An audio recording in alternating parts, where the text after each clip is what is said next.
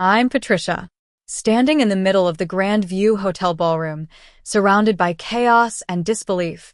I can still hear the echoes of my family's lies crashing around me like waves against a shore.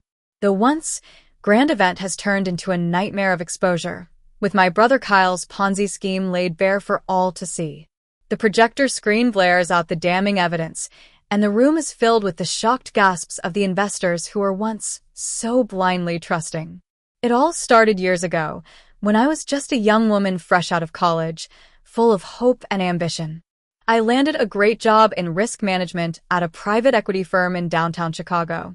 My office on the 35th floor offered a view of the city that always made me feel powerful and in control, but little did I know that my family was about to shatter that illusion. My parents, Henry and Victoria, were the kind of people who cared more about appearances than anything else.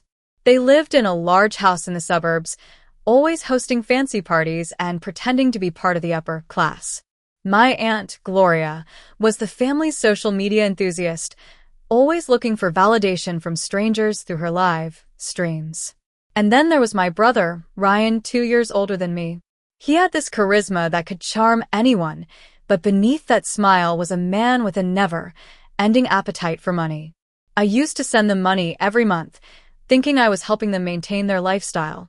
It was like a monthly ritual for me.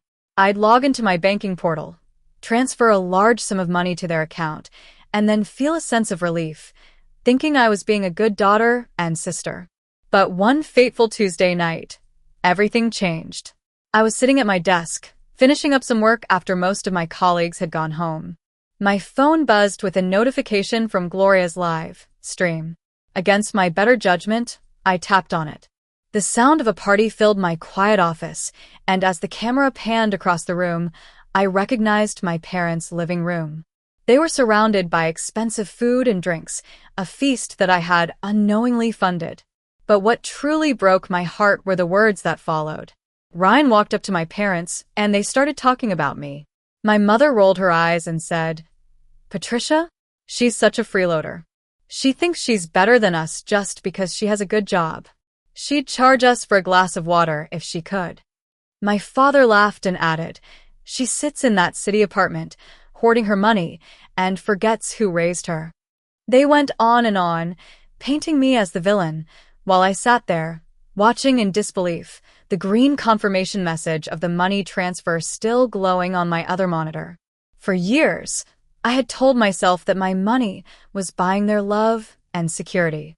But in that moment, I realized that I was nothing more than a mark, a fool. I closed the live stream and sat there in silence for a long time. Then I made a decision.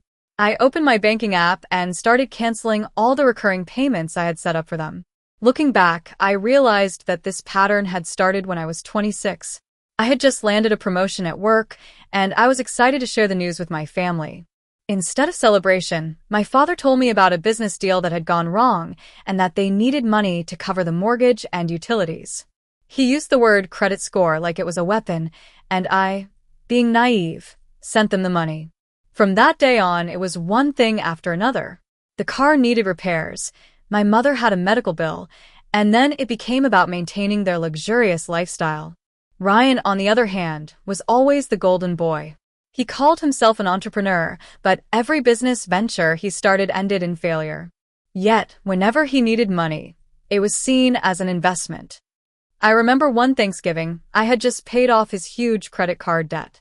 At the dinner table, he stood up and made a toast to my parents, thanking them for believing in him, while I sat there, waiting for a simple acknowledgement of what I had done. But there was nothing. I let this go on for so long out of fear. I was terrified that if I stopped paying, I would lose the only connection I had with them. I treated their love like a subscription service, always afraid that if I missed a payment, I'd be cut off. But after that live stream, I finally saw the truth. I was funding a delusion, a play where I was the silent sponsor, and they were the actors. I started to dig deeper into their finances. I hired a forensic accountant, Marcus, to trace where the money was coming from after I stopped sending them money. What he found was shocking. Ryan had set up a limited liability company called Emerald Capital. He was using my parents' reputation and the trust of our neighbors and friends to run a Ponzi scheme. He promised them high returns on their investments, but in reality, the money was being used to fund his own luxurious lifestyle.